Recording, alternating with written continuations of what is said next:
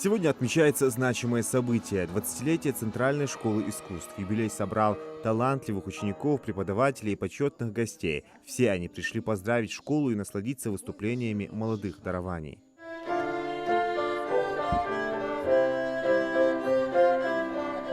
На празднике свои таланты продемонстрировали ученики школы, играя на фортепиано, скрипке и других инструментах. За время своей работы Центр искусств смог создать уникальную атмосферу, где каждый ребенок имеет возможность развить свой творческий потенциал. И это подтверждает каждое выступление, на которое зрители реагируют бурными овациями. Руководитель школы с гордостью делится достижениями за 2 десятилетия. За это время мы открыли класс вокала, класс духовых инструментов, струнных инструментов, народных инструментов.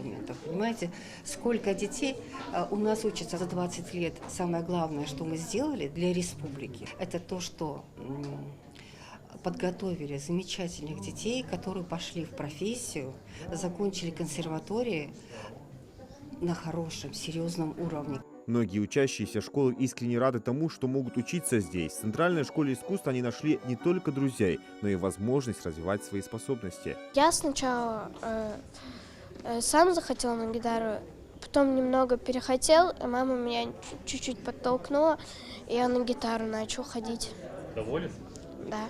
Школа искусств оставляет свой след в жизни не только на нынешних учеников, но и выпускников прошлых лет. Один из них – Аслан Костоев, который сегодня вел торжественное мероприятие. Школа искусств стала для него настоящей отправной точкой. Благодаря поддержке преподавателей он поступил в консерваторию и теперь уже сам дает уроки подрастающему поколению. С теплотой вспоминает свои учебные годы. Воспоминания остались очень светлые, потому что как раз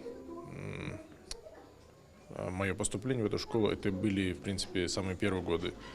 Мы с нашим выпуском были самыми первыми учениками этой школы, и все это начало это было сопряжено с большим энтузиазмом. И мы выезжали на многочисленные конкурсы, всероссийские, международные.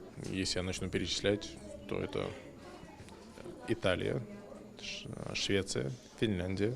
Родители учеников также высоко ценят труд преподавателей и атмосферу, созданную в школе. Многие отмечают, что это заведение положительно повлияло на их детей. Сегодня я преклоняюсь перед этими педагогами, низкий поклон им всем, потому что я, как родитель, сегодня нахожусь в этой школе, привожу своего ребенка уже 6-й год.